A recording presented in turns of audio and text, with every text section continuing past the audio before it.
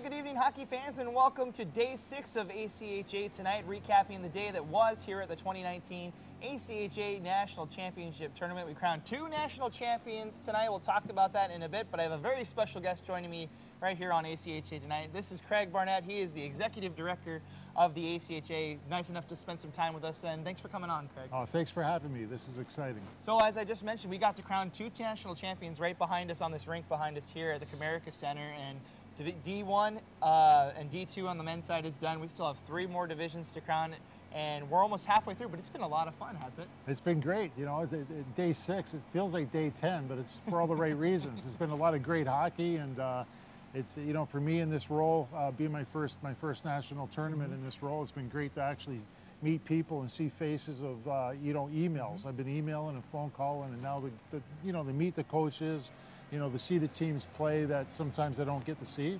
Just like the fans, it's fantastic. Now, you mentioned this is your first national tournament. What have you seen so far down here in Frisco? Well, I just think it's awesome when you bring, you know, college teams together that they don't see, they don't play against, you know, and I think the skill level, the talent level on the ice is outstanding. You know, outstanding. The games are competitive. They drop the puck, they go hard. I was saying earlier on today that the best thing I've seen is, despite how competitive they are on the ice, you know, the buzzer ends and you see the sportsmanship after. You know, the guys are going up to guys on the other team that they might have played youth hockey with or junior hockey with, and you know, that camaraderie.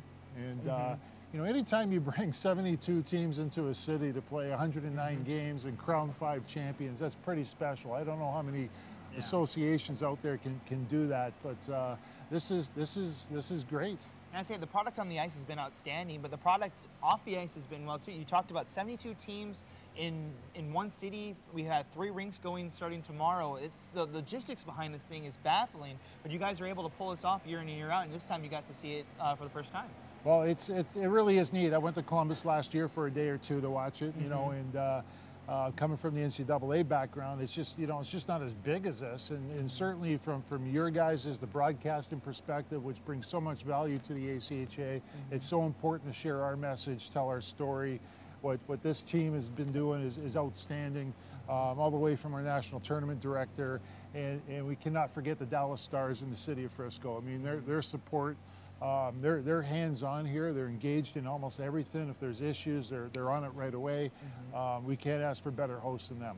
All right, so it's been fun. We're through 6 days. We have 4 days left, or 5 days left, I believe, as we kick off the women's side of the tournament tomorrow. The women's game has grown a lot over the last couple of years, and we've seen a lot of competitive games. We saw 2 national champions crowned in Columbus, and we're going to kick that off tomorrow. Just talk about the women's side of this as we get ready to kick that off. Well, it's interesting. You know, I was an athletic director at a Division I school years ago when women's hockey was kind of just starting to get going. You know, and you know, saw it at that point. And there's 3 or 4 really good teams. You know, and fast forward to today. When you look at the ACHA, I think the ACHA 5 years ago had 30+ teams on the women's side, and now we're approaching 70. You know, and applications are coming in still. So, you know, there's a lot of things that you could attribute to that. I really love seeing players, student athletes that went through, you know, college and played women's hockey in college and are now behind the bench, you know, and giving back to the sport. And I really think that's what's helping the sport grow on the women's side, just the same as on the men's side. The men's side hasn't slowed down either, you know, so you got both prospering right now, and the ACHA is an association that, you know, you can bring in more than just a Frozen Four. You can bring in, you know, 12 teams on the D2 side and 8 teams on the D1 side for women, you know, starting tomorrow, to your point. So I'm looking forward to it. You know, I'm looking forward to it, and I'm sure our fans are too. Now, we've spent a lot of time talking about the 52 teams we've seen so far. We get to see the other 20 on the women's side tomorrow, but there are a ton of teams that are outside of the 72 that we're seeing here too. The game of hockey has grown so much, and the ACHA has been a big part in that, a big factor. Just kind of talk about the state of the ACHA and where you guys are at from more of an executive point of view. Sure. Well, you know, it's all about growth and opportunity. You know, I think our, you know, part of our mission is the same as USA Hockey, who we fall under, is we're looking for opportunities to grow our game on both the, you know, for boys and girls as they develop and come through the ladder of development, And I've said it for a long time. I think there's a lot of on the men's side, there's a lot of good NCAA Division I players that are playing either Division III or ACHA hockey, because there's only 60 teams at the Division I level. You don't see the growth. Growth at the NCAA hockey level is a lot more difficult to do than it is at the ACHA level. So all these players, as youth hockey grows and they get better because there's better coaching, the players are developing, there's more opportunity for them to understand what the routes to college are. The ACHA provides all those options now, because there's only 60 Division I schools on the men's side, there's 84 on the D3 side. ACHA, if you lived in Arkansas, you lived in Kansas, you live in California, you don't want to, you want to play college hockey, but you don't want to go to a market where there's NCAA. Chances are ACHA has a program, so our mission is to spread the gospel, get in front of prospective student athletes and their parents and understand what the ACHA is. It's collegiate non-NCAA hockey, basically. And no matter what the skill level is, there's probably a place for you, from the very, very high competitive Division I, like we saw tonight, and we'll see tomorrow on the women's side, to maybe on the D3 side, that there's opportunities to play if you're not at that skill level as well. But if you are at the top end of Division III and also Division II, that's also very competitive, So there's a great story to tell, and it can only get better. And it's all about opportunities. We always want to look for ways to enhance this, assess and reassess, and it's a great staff to work with, and that's what the goal is for people to understand what the ACHA is. And we've talked about the growth of the league and stuff like that. Before I let you go, what's the next step for the ACHA?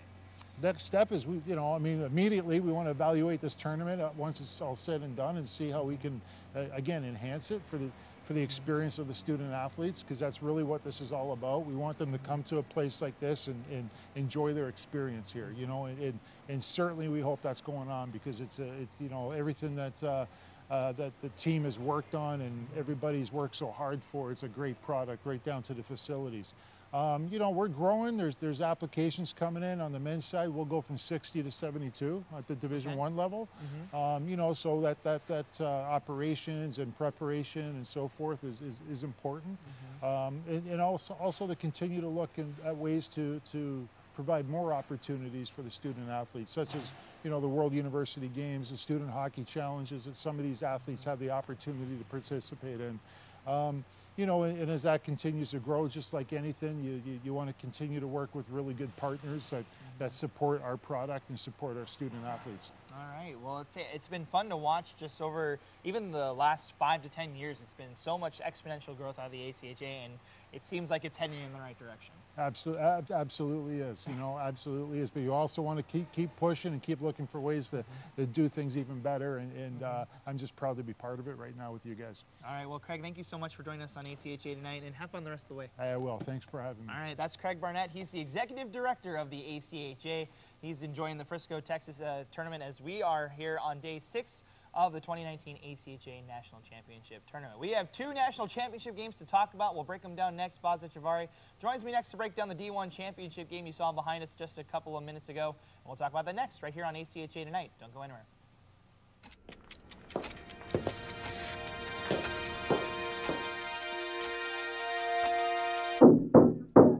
Come on! You know the answer. You studied for this. Come on. Timmy! Come on, Timmy. You got this, son.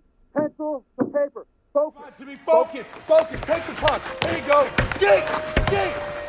Pass it! You call that a pass? What are you doing? You missed the puck! Come on!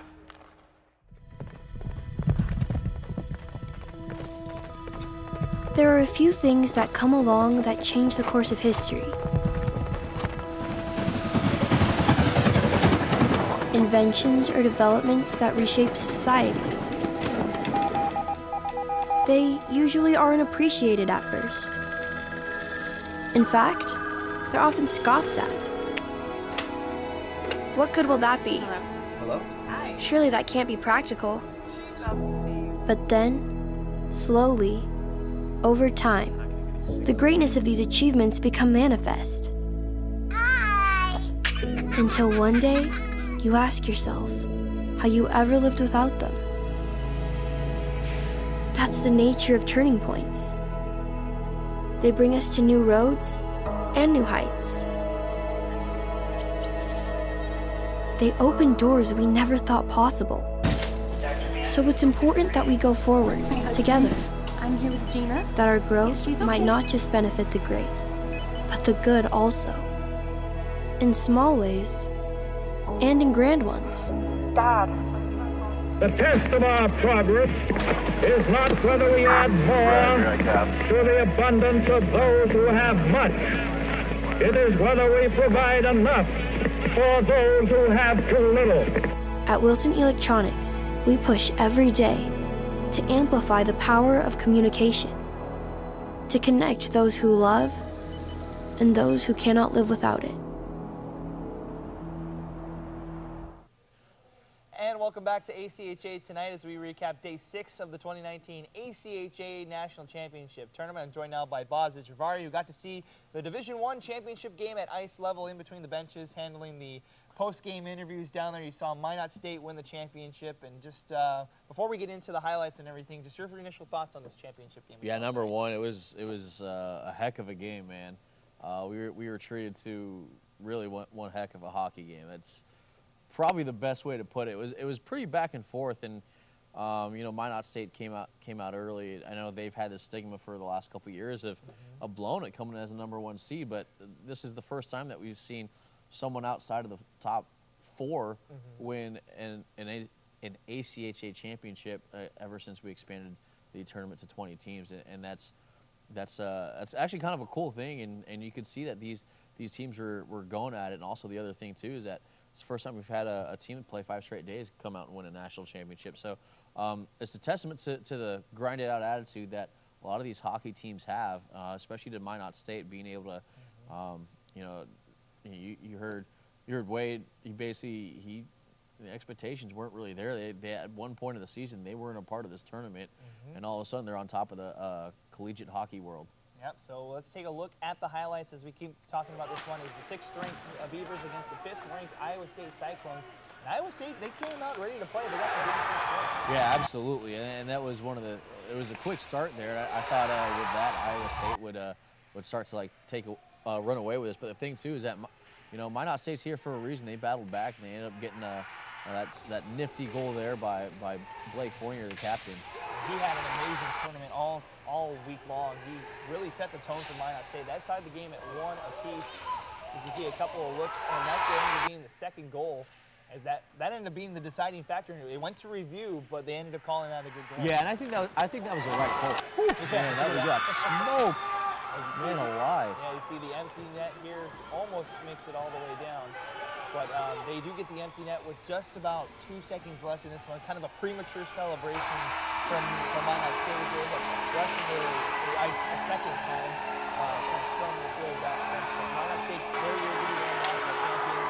They were 3-1 with the empty net goal in this contest. And Minot State, they were never out of it really in this tournament. Yes, they were hard fought and contested games, but they always seemed to do well defensively, especially Josh Bykowski, who really took this game over after Braden efforts went down. Yeah, he came in cold to a game and basically pitched a shutout after that.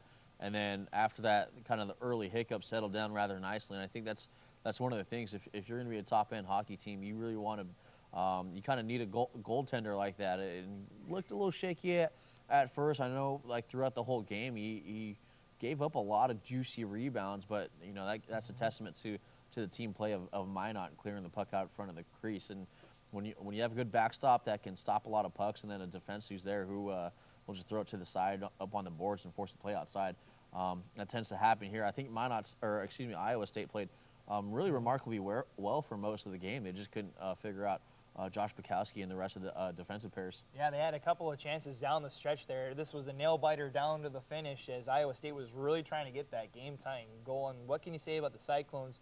They came ready to play. They had the lead for a little bit before Minot State got those 2 quick goals. But Iowa State, they came to play. They had an amazing season. Gadecki was amazing in net for them. Didn't really allow a lot of opportunities for Minot State. And he kept them in that game when Minot had a couple of chances in the third. Yeah, absolutely. If it wasn't for Gadecki, I mean, the empty net goal, it'd probably be the game probably would have finished 2-1. And I think the thing, having that backstop there, it generated a lot of opportunities for Iowa State out of their zone. That kind of goes back to the forecheck of Minot State, because really Iowa State really couldn't get out of their own defensive zone for most of the game. But when Iowa State got chances in that Minot State zone, they were pretty close to figuring out Josh Bukowski. And I think if we had a series, like it would be one of those. If we had a 3-game series, it'd probably go down to Game 3. Yeah, and I would love to see it if it was a 3-game series like that. But the Minot State Beavers are champions of the ACHA at its top flight. They are the national champions in 2019. A 6th seed overall ends up winning this whole thing. It was a 5 versus a 16 in this national championship. Before I let you go, just your thoughts on the entire tournament as a whole. Yeah, it was a heck of a tournament, man. It was we kind of started getting a whiff of higher seeds knocking off lower seeds, and we saw that especially yesterday. But it was just like, it was kind of remarkable because it kind of shows parity across the ACHA. And I think the other thing too in Division I, thing to notice, independent teams get knocked down a little bit. You know, UNLV, part of them, they're an independent school. Arizona, another one, they made the tournament. Minot State for years, and the University of Jamestown. These are all independent teams, and of course Minot's been one of those teams that have gone deep, and it just kind of shows that, you know, yeah, being affiliated with a conference is great. Like you get the extra games at the end of the year because you have to battle. The other thing too is that you come in streaking the way that Minot did, even with that independent schedule. You know, any team in ACHA Division I is going to be dangerous, especially you play them coming in hot in March, April. All right, so that will do it for the Division I flight. The women's Division I tournament starts here tomorrow as Minot State wins the national championship at the men's Division I level. We'll talk about the men's Division II championship coming up next. Brett Luthner joins me. He was on the call for that game between Florida Gulf Coast and Northeastern. We'll talk about that coming up next right here on ACHA Tonight.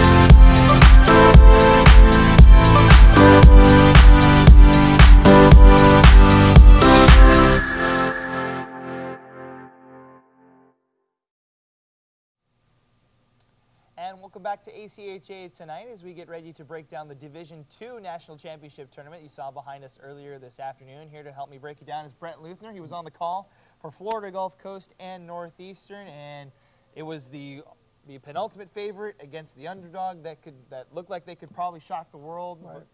But it ended up being Florida Gulf Coast that ended up being champions yet again here. And it's remarkable because they did it in a different style than what you're used to seeing Florida Gulf Coast do.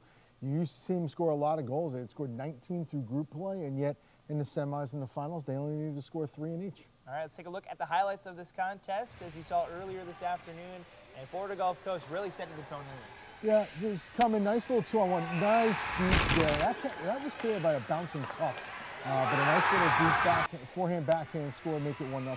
And so Florida Gulf Coast Eagles took the easy lead in that first period, and that's just one. That broke the wall for Nicholson. Yeah, Cam, that's the only bad goal he's given up in the tournament. That's one he wanted back.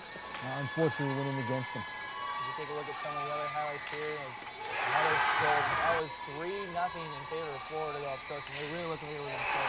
Yeah, it looked like it, and there was no closeout there, but Northeastern would pull one back.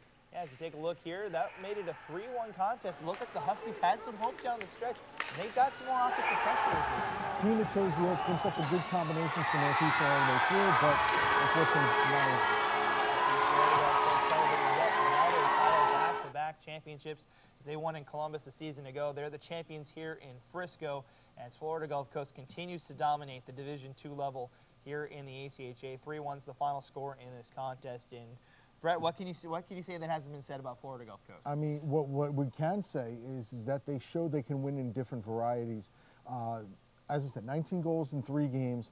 Then they come in and they find a way to shut down a high-powered Cincinnati attack. And then Northeastern started dictating the tempo of the game. And so Florida Gulf Coast, I should say, said, okay, fine, we'll play that game with you, and really stifled Northeastern from getting to the front of the net, getting into those grimy areas to get goals, to try to get back into the game.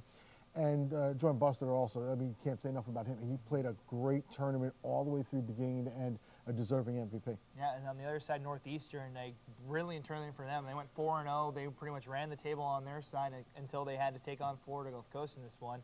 And nothing really to hold their heads down on this one. A fantastic performance from Northeastern in this tournament. Great performance out of them, you know, all the way beginning to end. And I thought a good game plan in this game. You wanted to slow it down if you were Northeastern. You wanted to bog down a little bit. You didn't want to run and gun with the Eagles. And it made for a game that wasn't as fast as what we used to, or what a lot of fans would hope for. It had a lot of those slow moments in the game. Unfortunately for them, Florida Gulf Coast was able to play that game as well. Yeah, so Florida Gulf Coast is the champion yet again. Before I let you go, your thoughts on the D2 tournament? You got to see it over at Plano and then coming over here to Comerica Center. Just the overall thoughts from D2. Well, Cincinnati, I think, proved that they belong on the national stage with their run, and they could have beaten Florida Gulf Coast in the semifinals. UMass, again, proving that they're a nationally worthy team. Several teams in here that prove that they belong. And a couple of teams that we saw. I love the Montana State story, and they got a ton. They only graduate 4 guys. They only got 3 juniors on the team, so they'll be back. But in the end, Florida Gulf Coast just the best team in the country again in D2. Yep. So as we move forward, D2 has crowned their national champion. We're going to talk about D3. They started their tournament today, and Lou Gamlin's going to talk to me next about the D3 tournament over at Plano. We'll break down that and take a look at the schedule for tomorrow. It's all coming up right here on ACHA Tonight. Don't go anywhere. Skating was hard at first. Sometimes I fell, but I always got back up. Now when I'm skating, I feel like a rocket, or maybe a race car. Something really fast. It's my second favorite feeling. Scoring is my favorite. I think I like even more than birthday cake.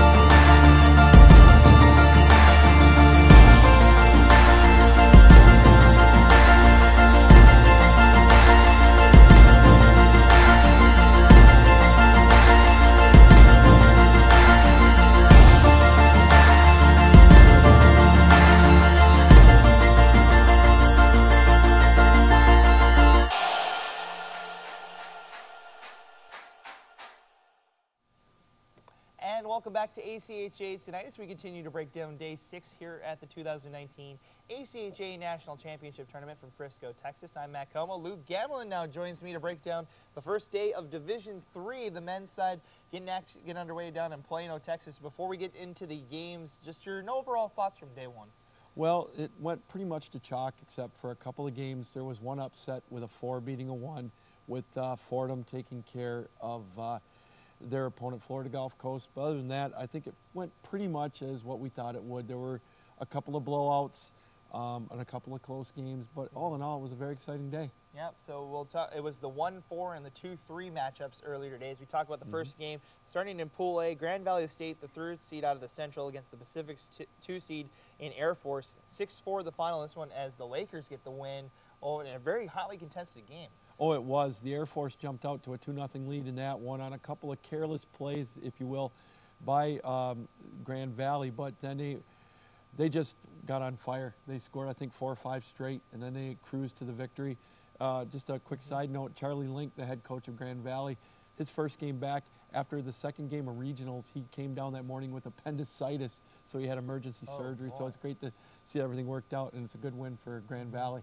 All right, so Grand Valley gets to kind of put their footing ahead in Pool A. On the other side, Central Florida, the 4 seed, taking on the 1 seed out of the Atlantic, and Farmingdale State, and the Rams. They really control this one.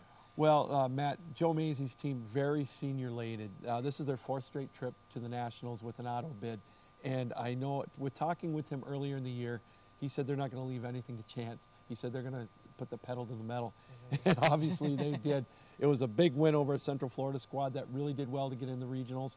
So they are up 12-1 in that game, and a good start in their pool. Yeah, 12-3, and that's going to be big down the stretch. If Farmingdale State ends up dropping one of these next 2 games, they will have that goal differential to kind of lean on to.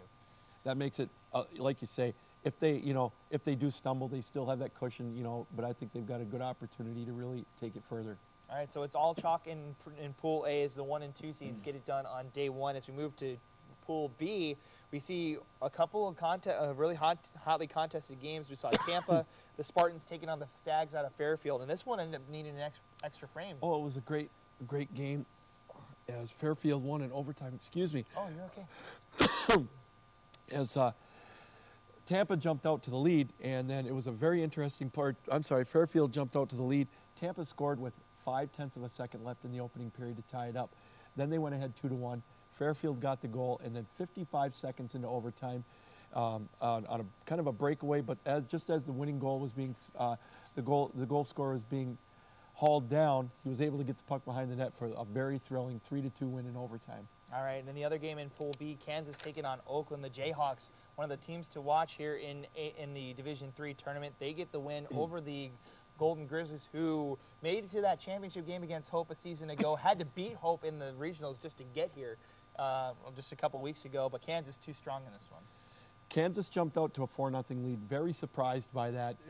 Oakland, they've got the pedigree. They've been here 4 straight years, as you mentioned, and they were riding a hot goaltender going into the game. But as I mentioned, Kansas undefeated in regular season play, except for, I believe, an overtime blemish. They showed why they were the #1 team in their pool as they rolled 4-0, and then they put it on cruise control 6-3. All right, moving on to Pool C, the Michigan Wolverines taking on the Nebraska Cornhuskers, a Big Ten battle as the Wolverines got a 5-0 win, the first shutout of Division III. Michigan jumped out to a 1-0 lead. It started out slow, it really did. Very smooth back and forth. No penalties, I believe, until the second period, but they got a goal right towards the end of the period. Then they got another one early, and then in the third period, the floodgates opened, if you will.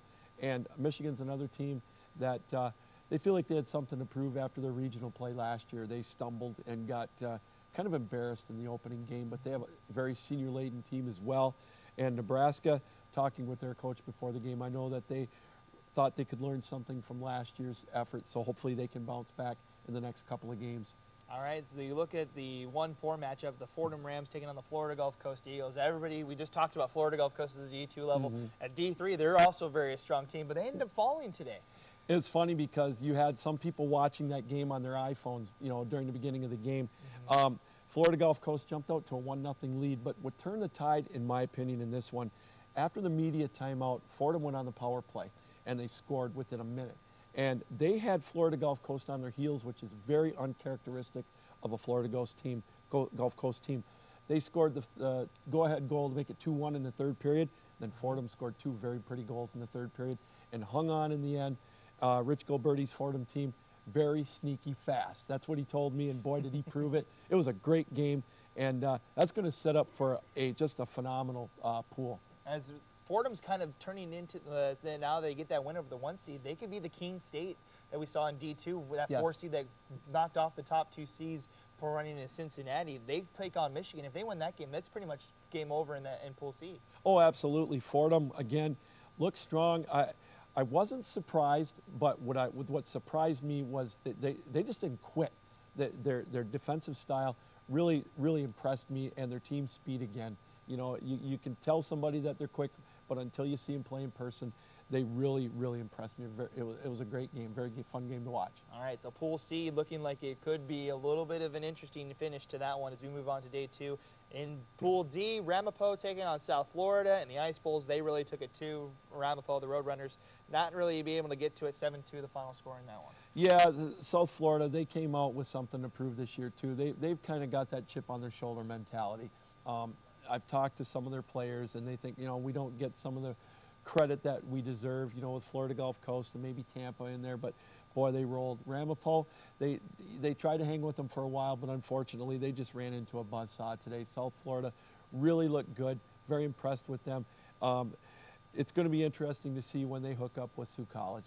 Yeah, but speaking of running into a buzzsaw, Sioux College looked amazing today. 10-1 the final against Wisconsin-Milwaukee. Panthers didn't really have much offense, but the Sioux College team, they really took it to them. Well, what was funny is they both started out slow.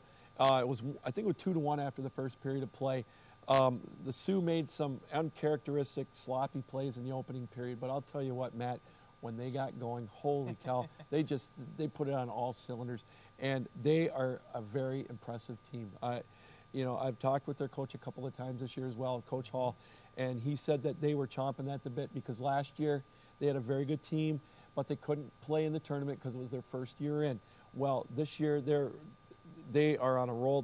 I think they were 23-2-1, and they came in just ready to play, and you could tell. And they run 4 very big, solid lines. Boy, they're going to be fun to watch the rest of the way. So we see chalk pretty much across the board through the 4 pools, except for Pool C with that one upset as Florida beats Florida Gulf Coast. We're through day 1. Day 2 is really the big moving day here at Division 3 and just in any of the pools. What are you looking for, before we talk about the schedule for tomorrow, just what's stood out from you day 1? Who set themselves up the best for tomorrow? Well, I have to say really that Farmingdale did. You know, I look at them in the past. They've stumbled on day 1 the last couple of years. And I know they wanted to get out to a fast start, and they did, and then some with that 12-1 win. I mean, if they stumble somehow, they've got that goal differential that you talked about, and I think that's key for them. I think Michigan did. You know, again, they lost last year in the regionals. They wanted to get off to a big start, a 5-goal differential. There's a lot of them with big differentials. I think they did good. That first game in the morning is going to be huge. You talked about it. That could be a real big key in that pool because it could still be a tight one.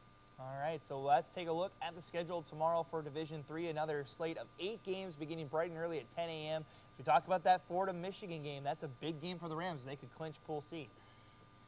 That one, you know, the other one that in the out of the first 2 obviously is Air Force versus Central Florida. Both teams lost today. Air Force, they're a high-scoring team. I look for them to bounce back in that one against Central Florida to even that up, to give themselves an outside shot at possibly sneaking into the Final 4. In the other games, Milwaukee, I know they were kind of embarrassed tonight. You know, losing 10-1. South Florida, you know, they want to keep it going. I don't think they're looking ahead, but they want to keep their momentum going. And Fairfield, you know, it's funny is they won 3-2 in overtime, but I think to a man they'll tell you they really didn't play their best game. That first period and a half was very choppy, and I think that they're really looking to improve on that. But as you know, Matt, you cannot ever count an Oakland team out until they're officially eliminated. That pedigree means a lot. Yeah, so Oakland trying to get back to that national championship game yet again. They'll take on Fairfield at the 1:30 time slot. Let's take a look at the next 4 games starting at 4 o'clock tomorrow afternoon as the Division 3 schedule continues on. Ramapo takes on Sioux, and we pretty much expect, and even both those games, we see all the 1 seeds in the nightcaps, and unless we see really a big upset, this is a chance for the 1 seeds to really kind of pull away from the groups. I totally agree with that. The big game, I think, is going to be the finale. That's going to be Grand Valley and Farmingdale. Grand Valley, as a 3 seed, is a very, very good team. They play in a very tough region. Michigan, you know, the proof is in the pudding, as I like to say every year in Division III. Michigan has dominated the national scene the last 9 years. So as a 3rd seed, they're very good. I want to see how they match up against Farmingdale. If Farmingdale can keep that machine going, plus don't count out their goaltending. They're very good. That's going to be a dandy game. Out of the other ones, Kansas and Tampa, that ought to be interesting. Florida Gulf Coast and Nebraska, those are 2 teams I think that they're obviously a must-win for both of them, and I really think those are the keys. Sioux and Ramapo, you know, I don't see the Sioux taking a step back in that game. It may not be 10-1, but it's going to be a rout, I think. Yeah, so 8 games over at Plano. Lou's going to be on the call on several of those, I believe. Him and his D3 crew will be down there in Plano, Texas. We'll have all the action from day 2 of the D3 tournament right here on the ACHA network on our YouTube feeds. Be sure to check Lou and the guys on our YouTube streams tomorrow afternoon. Lou, thanks for joining me for the Tonight Show, and have fun tomorrow. Thank you. It's a pleasure. All right, we're going to take a break. When we come back, we will get you set for tomorrow. The women's 1 and 2 divisions kick off tomorrow. We'll break that down next as we put a bow on things here on ACHA tonight, day 6 of the 2019 ACHA National Tournament.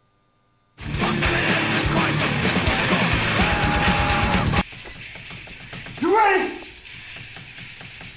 This guy's not ready. You're not ready.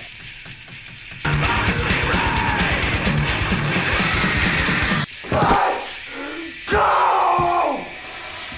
Hockey heads are special, which is why we protect them with a helmet designed, built, and tested to endure real-world hockey impacts.